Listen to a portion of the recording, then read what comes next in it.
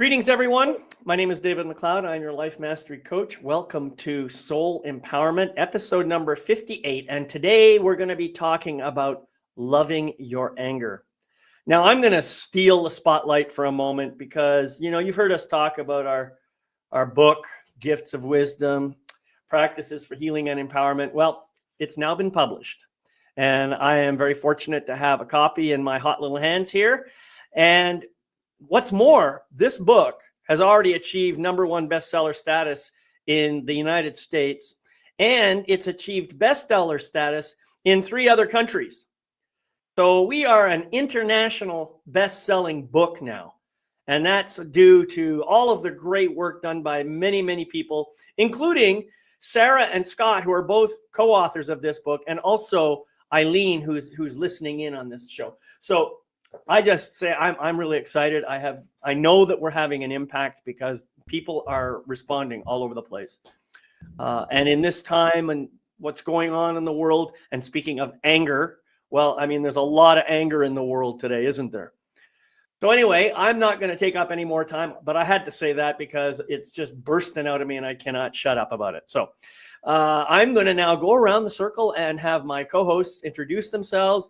And today I'm going to start with you, Sarah. Would you please say hello? Tell us who you are, where you are, what you do. Sarah Jane, I'm in the UK, and I was able to say I was a published author before because this is actually my second book that has been published. But I have the feeling this one's done way better than the first one did. And I was a multi-author in that.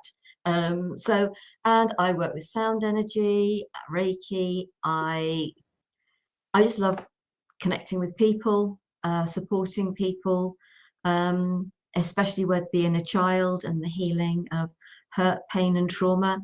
And sort of something that's sort of come very more recently to me is actually that hurt, pain, and trauma may cause you to become a people pleaser. But actually, I think that means with those people, bless them, especially the child aspect, there is an awful lot of anger buried within them. And so, any support that we can bring to support the inner anger that is being held on by people, it's really important. Right. And thank you, Sarah, for that.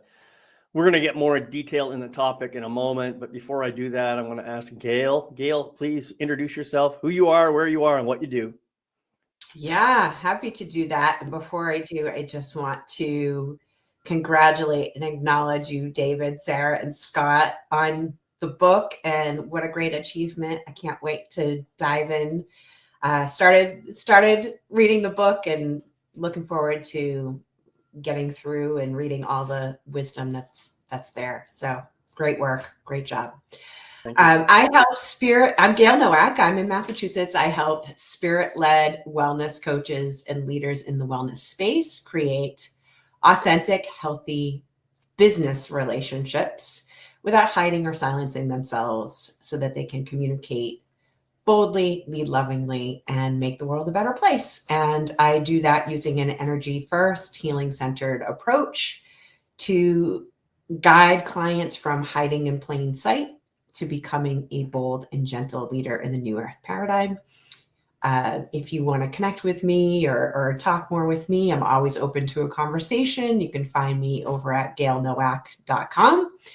And I'm really excited to talk about this loving your anger conversation today, because when we are able to harness that in a healthy way, that's some potent medicine and empowering energy. So looking forward to diving into this.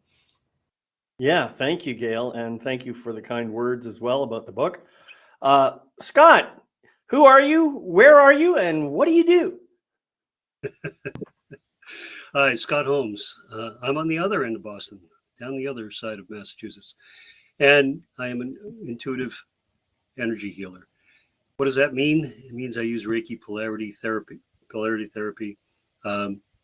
theta healing, coaching to work with professional men and women to be able to get them grounded, to get them centered, to get them healed, to be able to for them to step forward. And one of those things that I work with is anger and where it comes from, where they feel it, how they deal with it, where it comes from inside, what traumas have caused that, why they're angry, the boundaries that have been passed that they can't necessarily voice. And so it comes out as anger. And I love this topic. And I am thrilled to be able to deal with these three masters. And when I say masters, I truly mean it in the best sense of the word, in that they get it. Thank you. Well, thank you, Scott. And you're right. This is a big topic for sure. And I remember when we were discussing it, there was a lot of stuff coming up on that conversation, as I recall. And, being the kind of person who enjoys controversial titles, I thought, let's really stir up the pot. Let's call it Loving Your Anger, because that's kind of counterintuitive. A lot of people in our society, we have this very, very negative view of anger. We think of anger as a horrible, negative, destructive energy that does nothing but cause problems. And, certainly some of that is true, but that's not all that anger does. And it's certainly not a bad thing unto itself. It's just emotional energy. It's all it is. And the question is, the bad stuff that we see, the bad reputation that comes on top of anger, has to do not so much with the emotion, but with the way people process it. And so I think most of us have learned rather dysfunctional ways of dealing with our anger.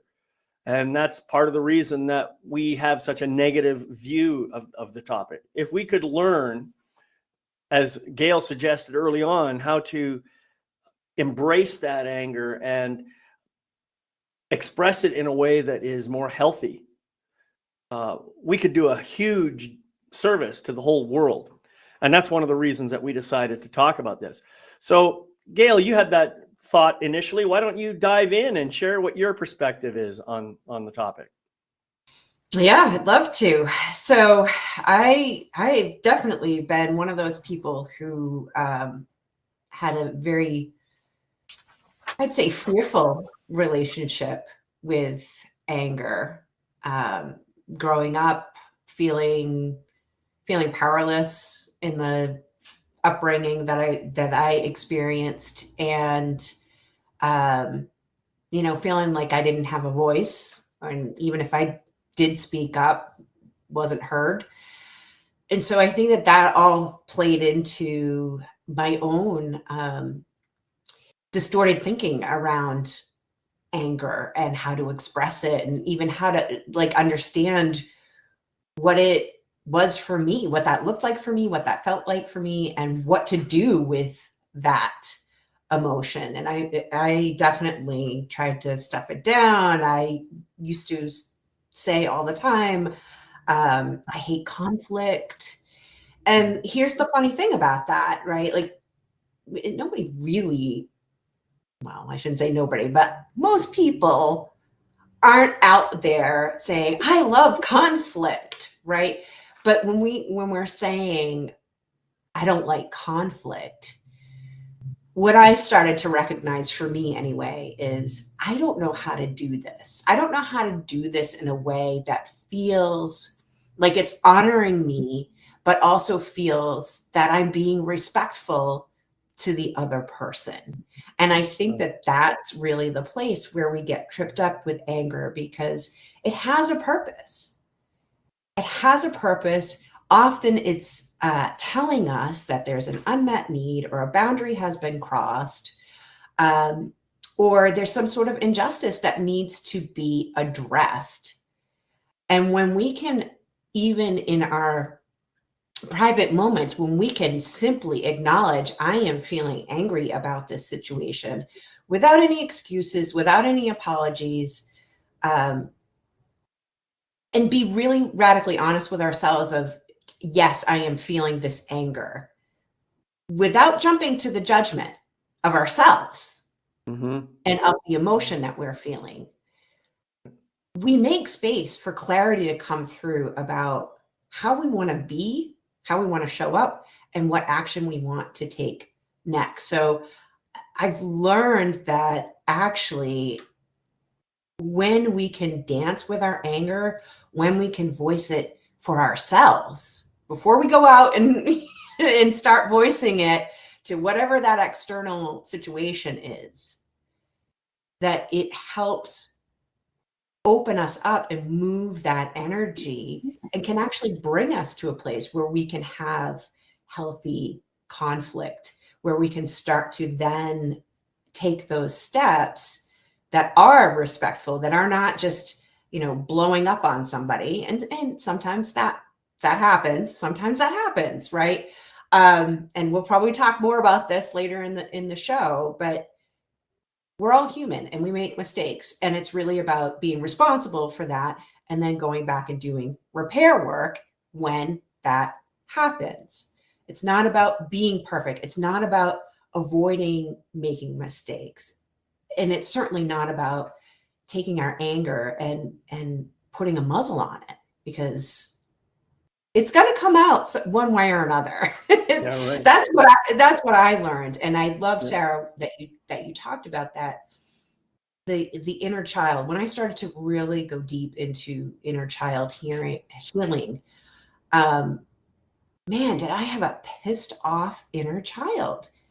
And she had no voice until I was willing to actually listen to how angry that inner child was, without that judgment, and simply saying, of course you're angry. Of course you're angry about these things. And that's when, a lot of things started to shift in my life. I started to make friends with my own buried anger, and, a lot of unwanted, maybe from the outside perspective, unwanted things happened. But really what was going on is a lot of things that were built on a faulty foundation were crumbling, because the truth was ready to be expressed and acknowledged. So that's the power. I feel like that's the power of our anger. I know for me, like, it's an empowering emotion when we are using it wisely. Right. I don't like conflict. I think most of us would agree on a spiritual level that is a true statement. But I can tell you this, when I get activated and my ego mind starts taking over, I actually love conflict. In fact, I want to make it even worse. I want to blow things up. I want to destroy things. That energy is pulsing through my body. And I want to say this, I recognize that happens in me. And I honestly think that all ego minds are like that. Ego minds tend to have this idea of competition, of trying to be right, be better, be stronger, be bigger, all the rest of those things. And some people are better at controlling their ego minds than I have been in my lifetime. And this is something that I've been learning over the last 20 years, I would say, how to do a much better job of that.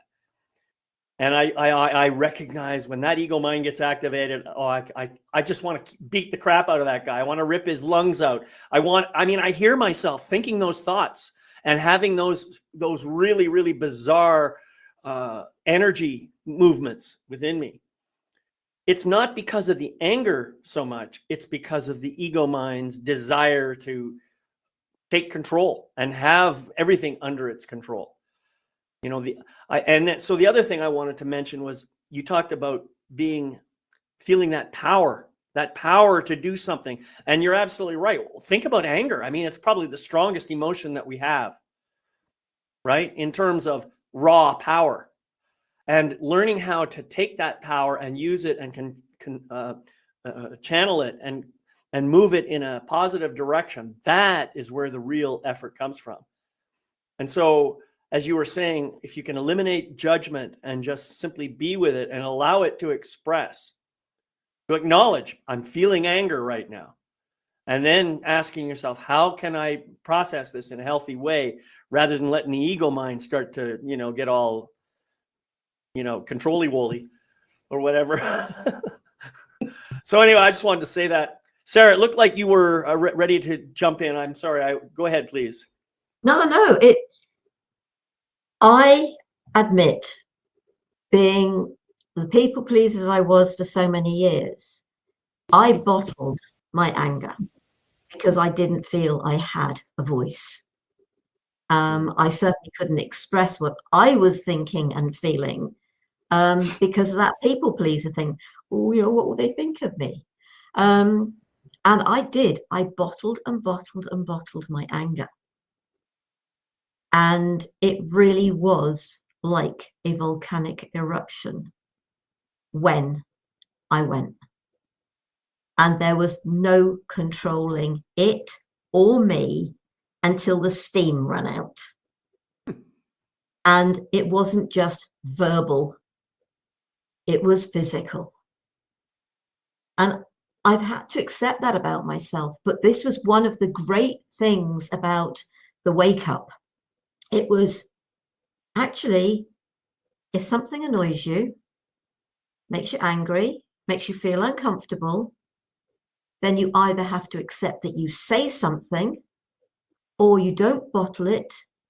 You just have to let it go. And it's that ability to be able to do that. Is this important enough? And I was very open about something that's happened very recently that really did make me, it made me uncomfortable. It made me unhappy. And I thought about it and it was, no, I'm actually going to keep quiet because this is what's been given me the gift of realizing just how much anger there has been inside of me. And I took myself into the woods for a walk and I sort of went into a walking meditation of talking to my little self. And I said, okay, let's go into a bit of a meditation while we're walking. I'll come with you and we'll take ourselves in that meditation to somewhere we feel totally safe. And we are going to let ourselves have a blooming good scream. Now, obviously, I did not scream out loud in the woods, but within the meditation, we allowed ourselves to have a really good scream, to be able to release that pent up energy, harming no one, but allowing us to be free of some of it. I've done some other work with her sort of over the last couple of weeks as well. And I know she's sort of, it's happened before. She's gone off with the likes of Mother Mary and Grandmother Anna and sort of my dragons. And but it's our dragons at the end of the day. They're here working through me and with me to support others. But it's also about when I can go into that aspect of what am I doing to support myself, I can then do more to support others. For me, our healing journey, that gift is something we can bring to others that can hopefully, as you've sort of talked about, Gail, as you talked about, David, and I'm sure you'll talk about, Scott, we can support people to go through it hopefully more quickly and more easily than we have. Yeah, so beautiful. anger, yeah. And anger is for me, anger is a real gift. If we can get out of the ego mind with it and, okay, how can I speak my thoughts? And you only need to raise your voice if you don't feel listened to. But do you know what? If you're angry at somebody for something they've done and they felt that they've done exactly the right thing, then is it not your stuff? So it's opening. Yeah. Who knows? So it's opening up to all of those things and gaining an understanding of what's just happened, what has caused you to feel like this, and potentially instead of you reacting, is there a gift in this for you? Yeah, beautiful. Scott, what do you have to say about this? A lot of points. So we were talking about this, and I've been really thinking about this. And as a child, what did I get angry about? And it was injustice. What I thought, it isn't fair. Not fair. I would get grounded for something, and my sister would do the same exact thing, and they'd say, "Oh, go ahead." And it was not fair. So it was those injustices as a child. When I got to be a teenager, I got mad with my sister, and I pushed her, and I pushed her on the bed, and she all of a sudden she couldn't breathe, and I was shocked. I didn't mean to hit. I was just angry, and I just pushed her out of the way, and she had lost her. She just kind of lost her breath, and it scared me that I had thought I had hurt her really badly, and so I equated anger with bad. Now, people, when they get angry, what do? Some people slam doors, some people scream, some people get in their car and drive fast, some people, break dishes, some people just see red and they're uncontrollable. And we always equate anger with the dark side, right? Every villain, right, has some reason to be angry at everything and everybody, wants revenge. The anger is always that shadow that walks with us right behind us and ready to pounce so that we can do that. And what I've found is that when you acknowledge anger, especially in somebody else, if you're in a relationship, especially if they get hurt or they get angry, acknowledging, I see that you're angry. And let's talk about this. All of a sudden it just brings it down. Because if you match anger with anger, there goes David nuclear option, right? Everything goes crazy, everything gets thrown around, things get said that you can't ever take back. And that's really, I would internalize anger, by the way, Sarah, much like you.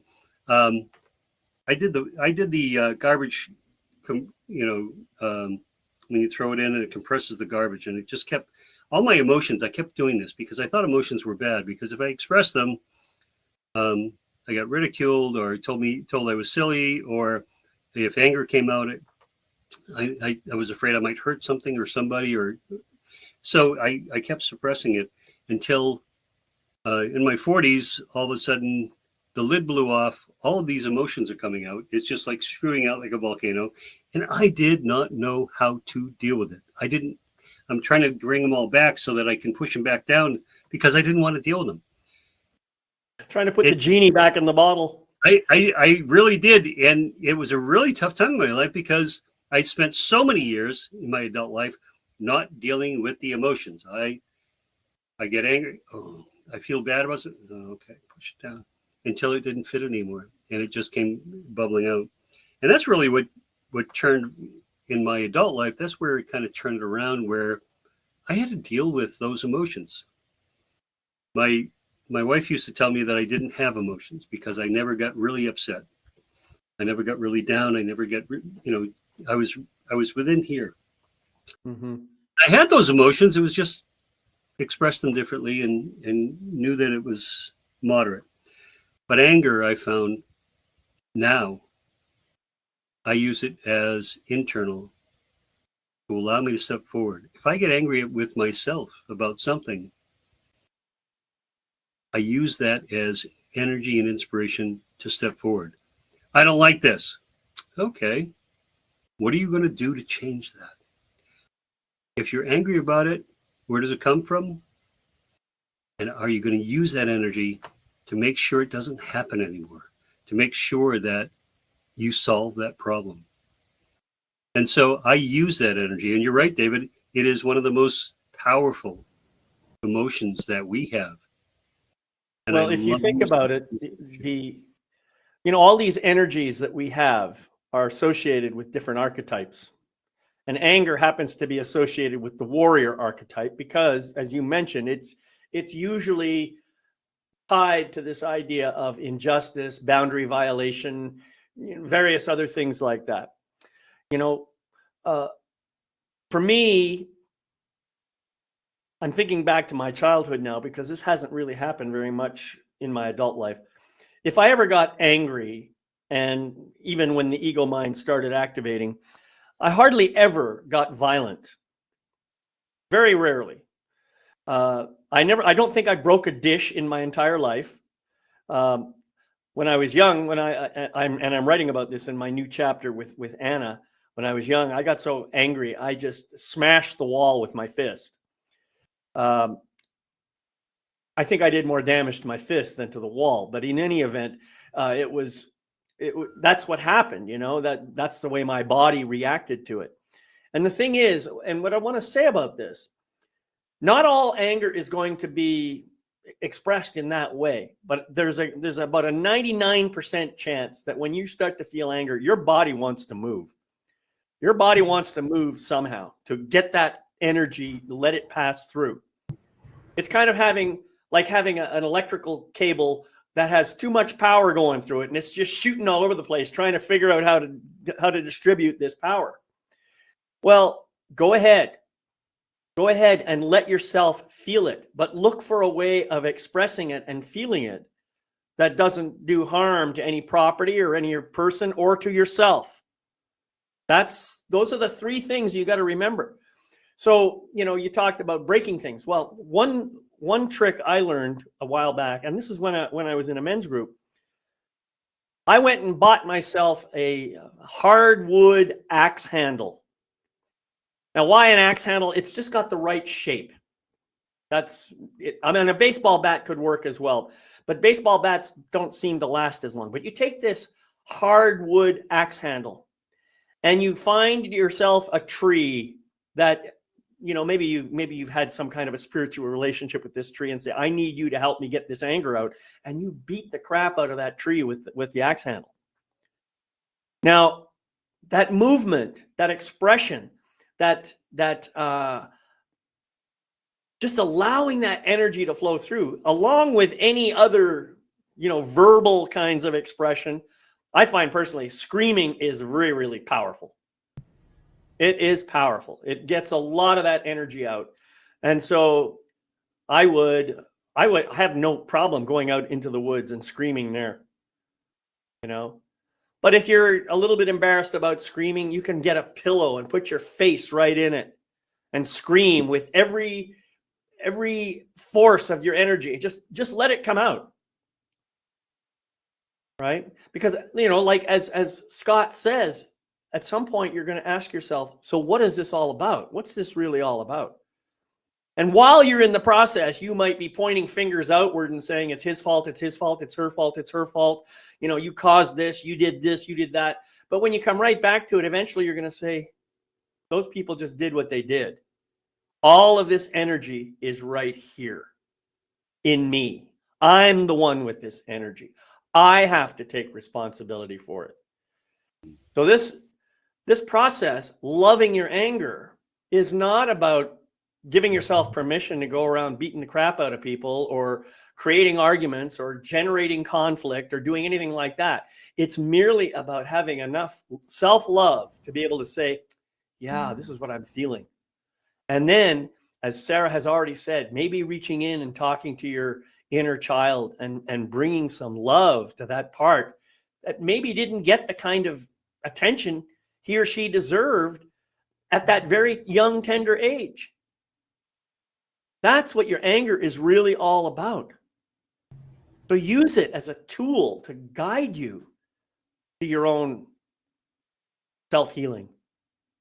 Dale, sorry, you had something. No, I love thinking about it as a tool and as a guide for growth and evolution and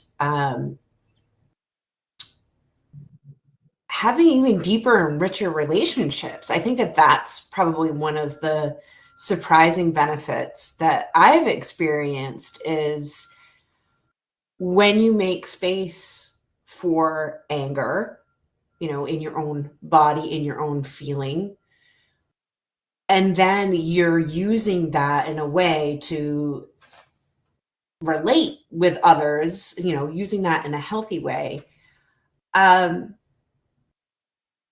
it sounds maybe counterintuitive, but it actually, with the right people, it will deepen those relationships.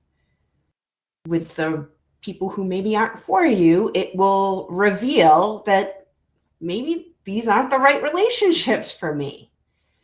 And so I think that the more we are able to be honest with ourselves about that anger and to, like we've been talking about, to channel it for good, right? For good, for growth and for deepening our connection with people. It kind of neutralizes the stories that we tell about why anger is bad or that anger is bad. I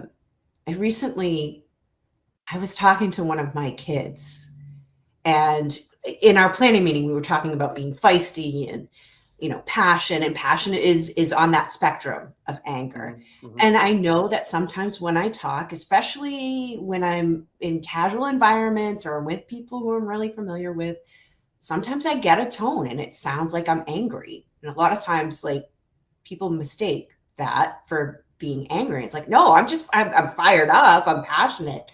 But my youngest said, Mom, why are you yelling at me? But I love that she felt comfortable enough to bring that forward. And I was like, ooh, yeah, okay.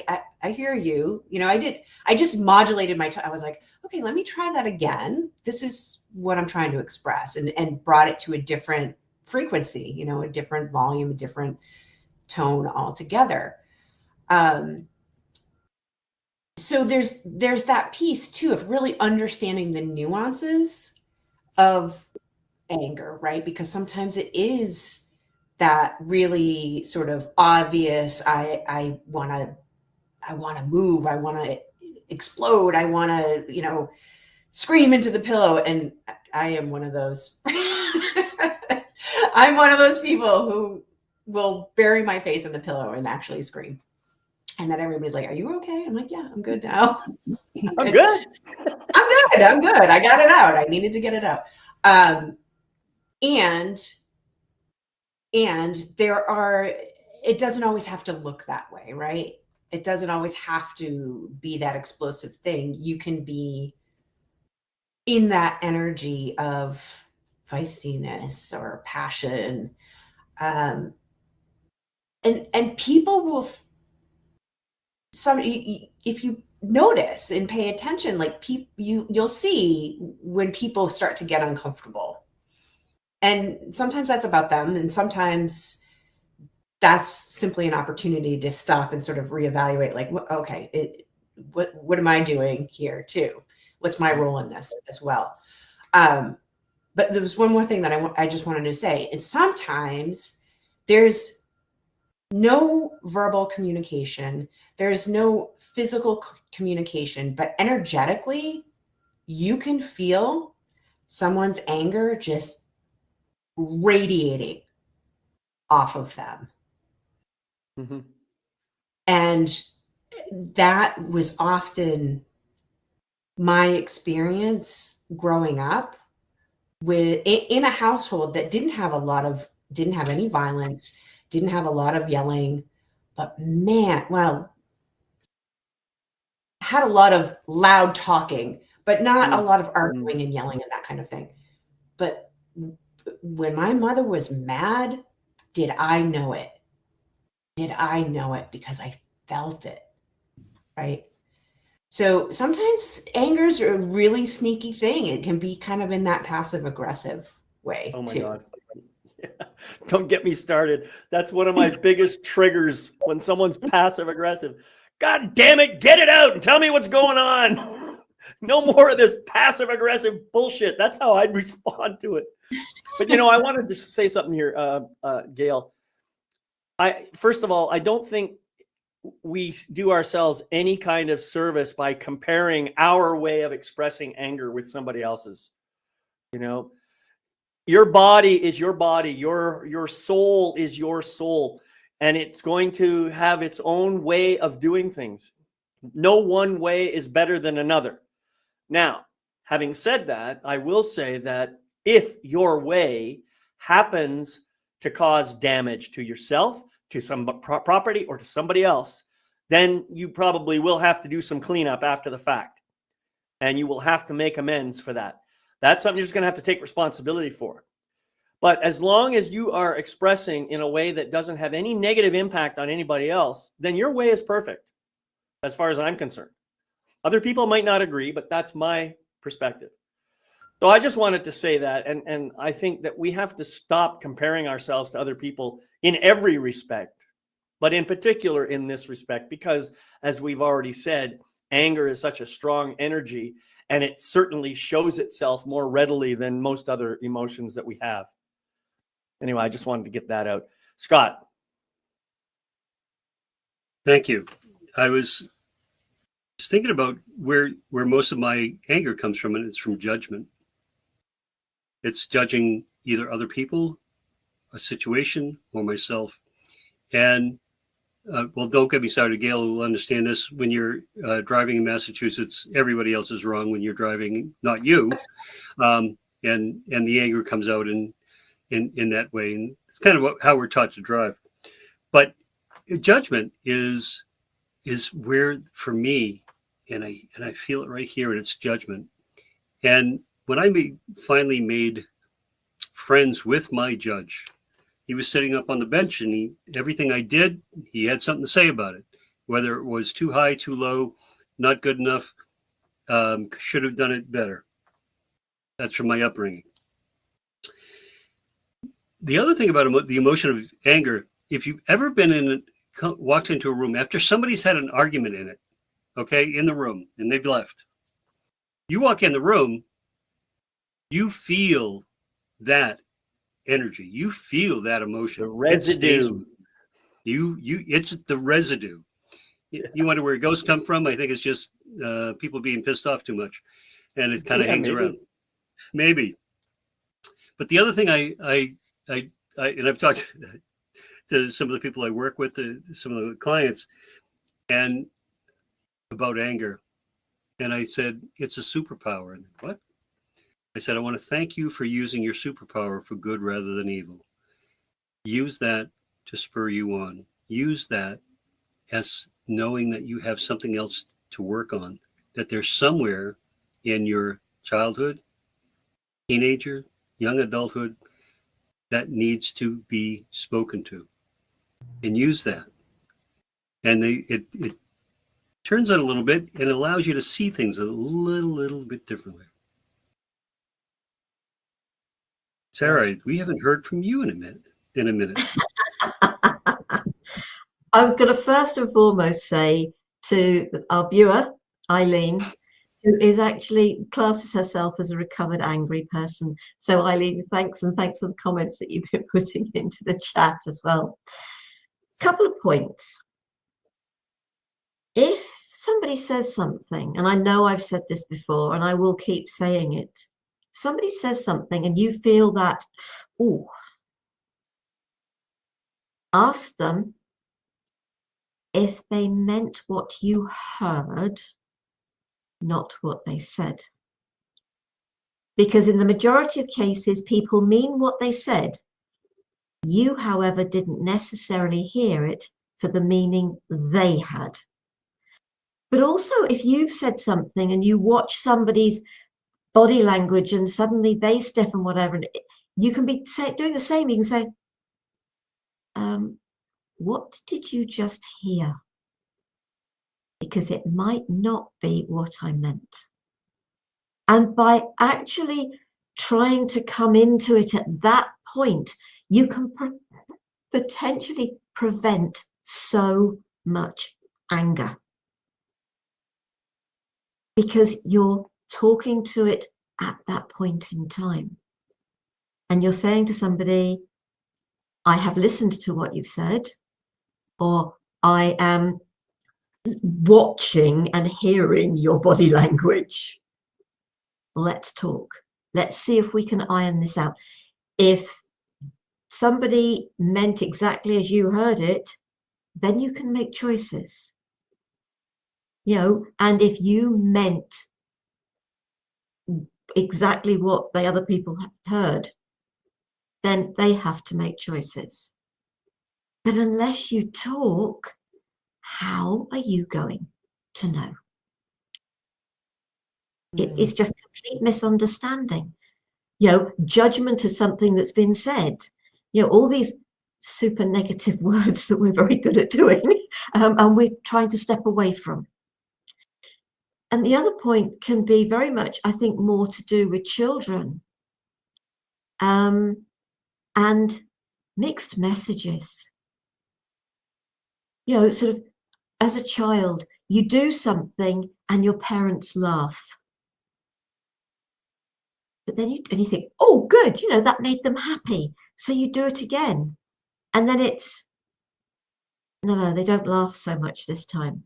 It's no longer funny. It's not something they actually wish you to be doing. And then you get into trouble for doing what has made them laugh. Now, I get that it is difficult for adults because, yes, it can be amusing what some children do. But if that child is in an extremely, that place of feeling so negative about themselves, especially if they're in that place, which I was, had no confidence in myself, no belief in myself. They probably didn't realize that, but that's how it was. So to have them laugh and think, oh, good, I've made them happy, to then within a couple of times of doing it, actually getting into an awful lot of trouble. That is such mixed messages. And is it any wonder that there is anger held within the younger self? You laughed at me. Now you're telling me off for exactly the same thing. I just don't know how to deal with it and with you. I'm scared to almost do anything because you might appear to be telling me it's okay in one breath, and the next breath, I'm getting told off for the same thing. And mixed messages can be so detrimental to children, but it can be to adults as well, until we sort of get a hang of the fact that, okay, yeah, people are people. Well, one of the things that we as adults can learn, and perhaps which we do not do a very good job of teaching our children, is that I have no control whatsoever over how you feel. None. I cannot make you happy. I cannot make you sad. I cannot make you angry. I cannot make you afraid. Those are just projections. That's all they are. And we have adopted that kind of language throughout Western culture and maybe throughout the world. I don't even, I haven't learned Japanese or Taiwanese or any of these other languages. So I don't know for sure if they use the same kind of idioms that we do. But ultimately, we try to put the cause of our issues, whatever they might be, positive or negative, externally. We try to externalize them. We say, this caused this. Out here caused this. That's what we do.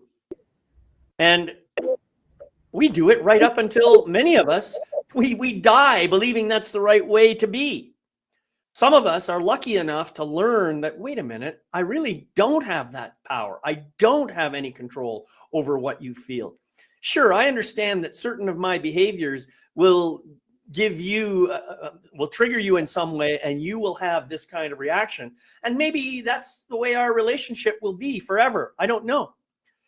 But the reality is, each of us, all of us, have to take responsibility for our own feelings, our own thoughts, our own actions. We have to take responsibility for that.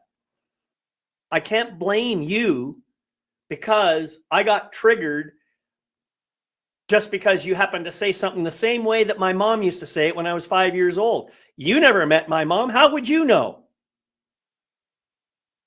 See, so all of us have work to do, and it's called work for a reason. you know, we can try to put a positive spin on it as much as we want, but it's still work. We have to do the work. We have to go within. We have to find the wound. We have to find love and light to heal it. And only I can do that for myself. You know, I cannot do it for you, although as a coach, I can help you to do it for yourself. So I know I harp on this a lot because I think it's really important. And maybe somebody who never saw one of our previous videos will see this one and get that message, and maybe it'll finally come through. I don't know. But all of us have to take that responsibility. So I just want to put that out there. And Dale, I'm seeing a lot of nodding and maybe a little shaking there. What's going on? Well, number one, I want to speak to Sarah's tool of using that phrase. Did you mean what I heard? I know that you've shared that before, and I've used that before.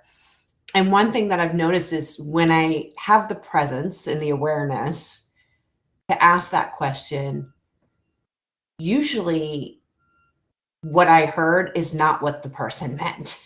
And it is a great tool to gain clarity and to dissipate something that has the potential to spill over and unnecessarily spill over. And I love today, I think this is, you may have shared it before, but this is the first time I'm hearing you also saying, if you're noticing somebody else's response to you, checking in with them about what they're actually hearing and what meaning they're making of that. I think that those, I don't want to underestimate or gloss over just how powerful being aware and present and bold in asking that really can be.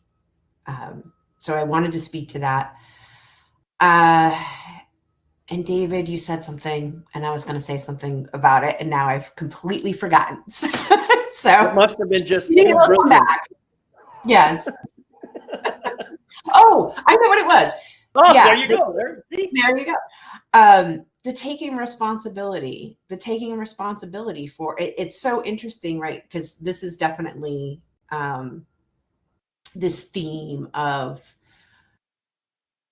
someone seeing somebody else do something or hearing somebody say something, and that evoking a feeling within that person, but then not taking responsibility for that feeling.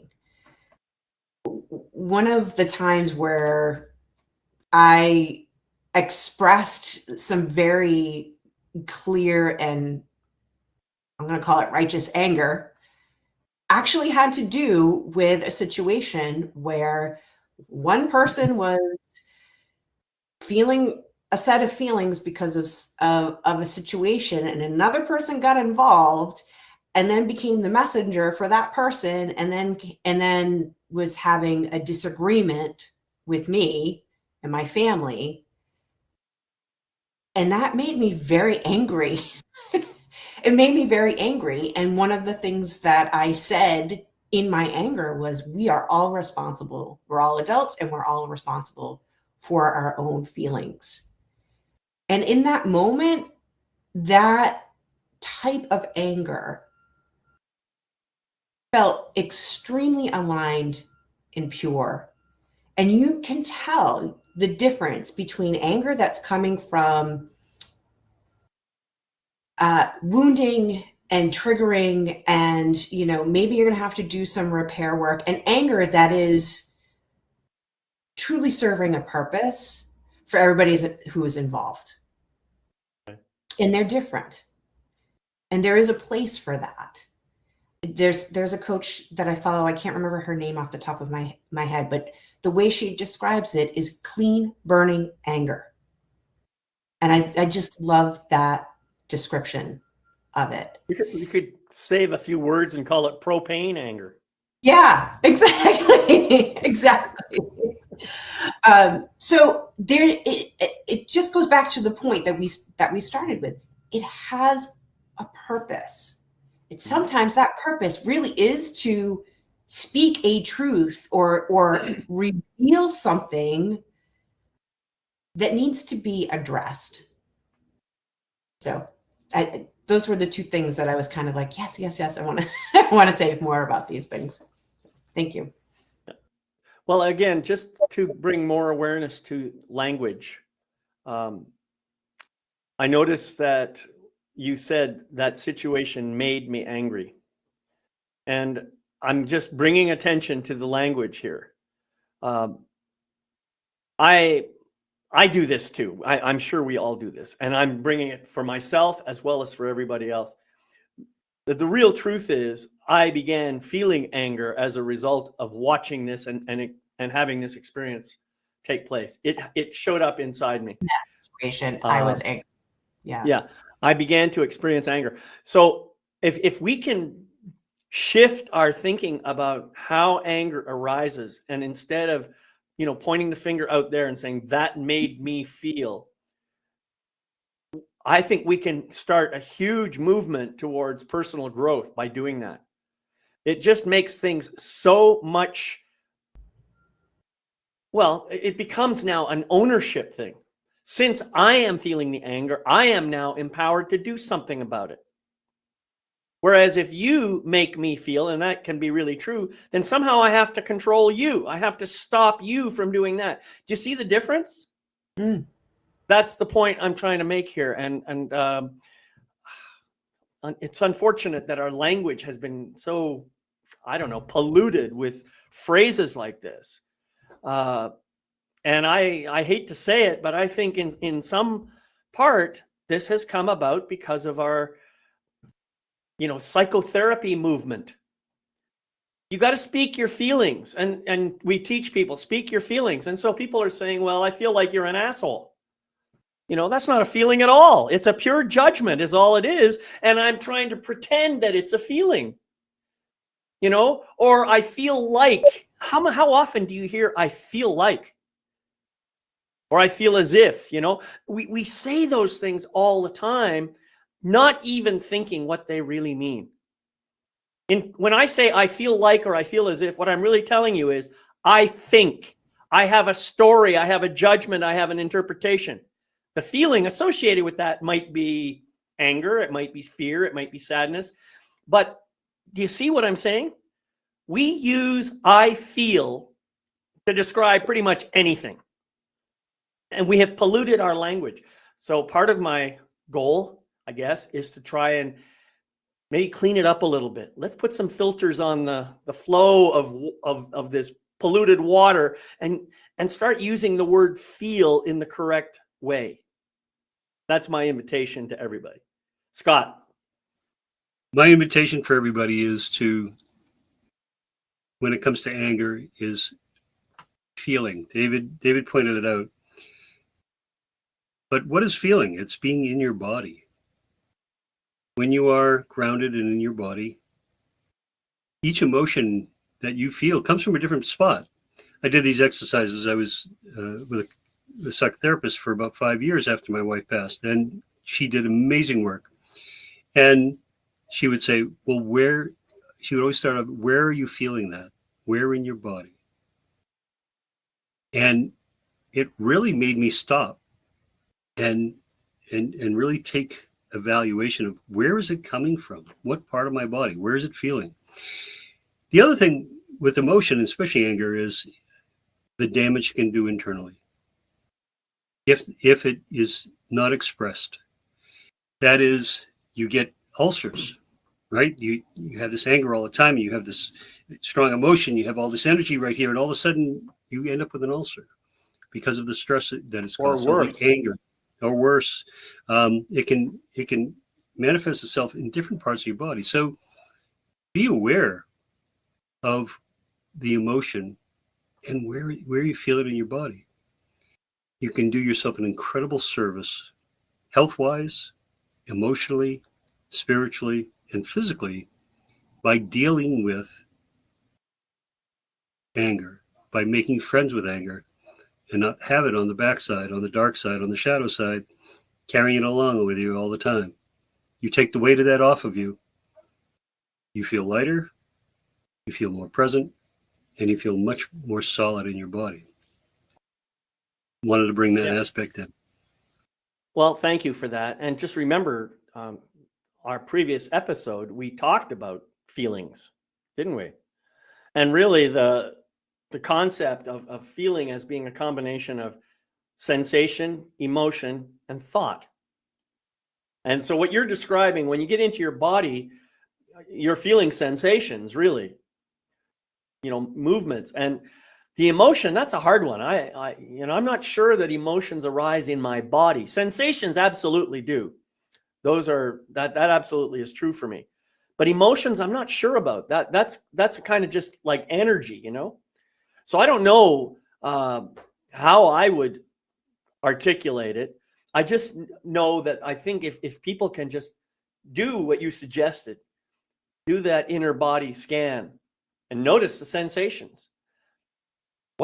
What emotion do I associate with that sensation? What thoughts do I have associated with that sensation? What message is that part of my body trying to convey to me? If you can do that, yeah, you can.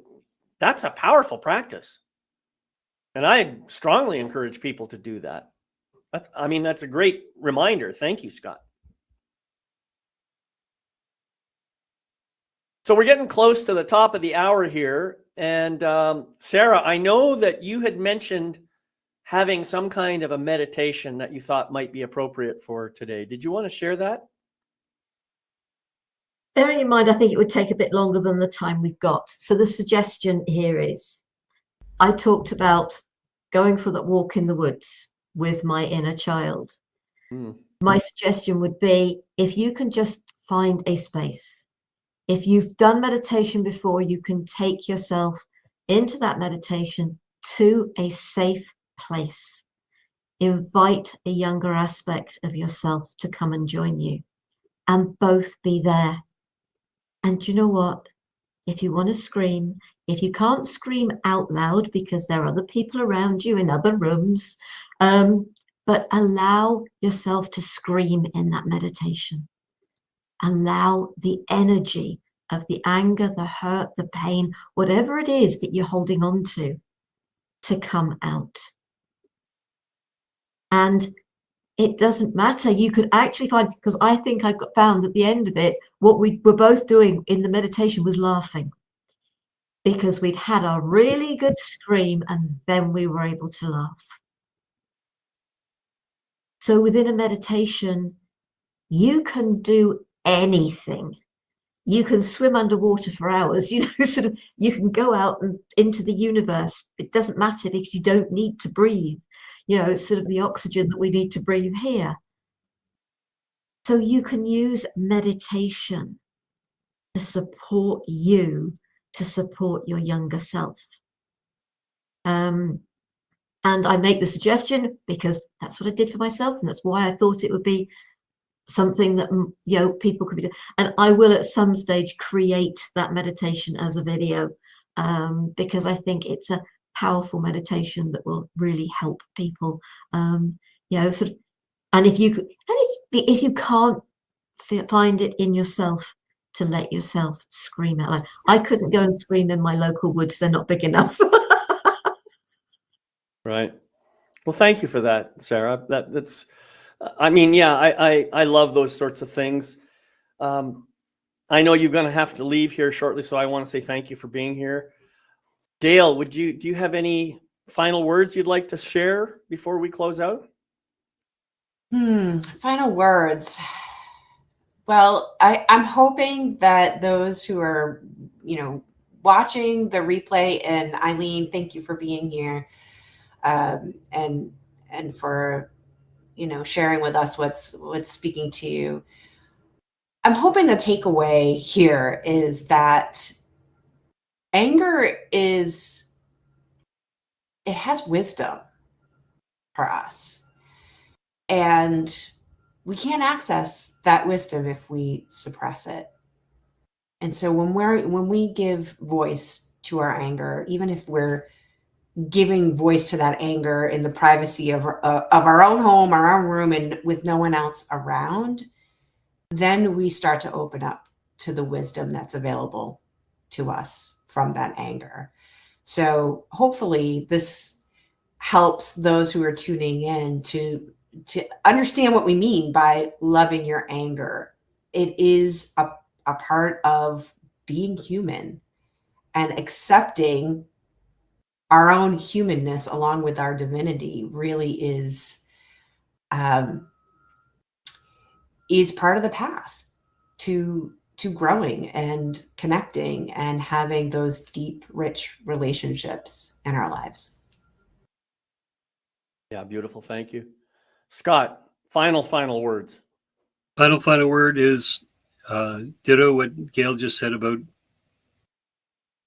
living fully in the human experience, about taking in all the emotions. That's why we were put here, is to feel, in this 3D body, right? Is to feel. So there are no bad emotions. Sometimes there are just bad actions from them. And thank you. Beautiful. Thank you, Scott. So everybody, there you go. That's it for today. Love your anger, and in the process, love yourself.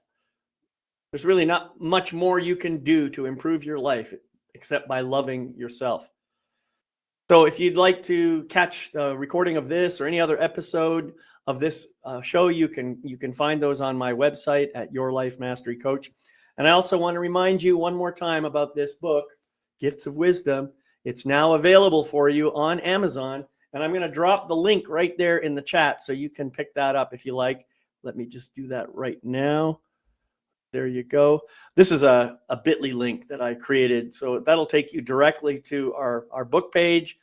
Pick up a copy, buy a few copies for your friends, and let's get the word out, because that's really what we're here to do, is to raise awareness and improve life for as many people as possible. So thank you again for being here. I'll see you next time on Soul Empowerment. Bye-bye. Bye.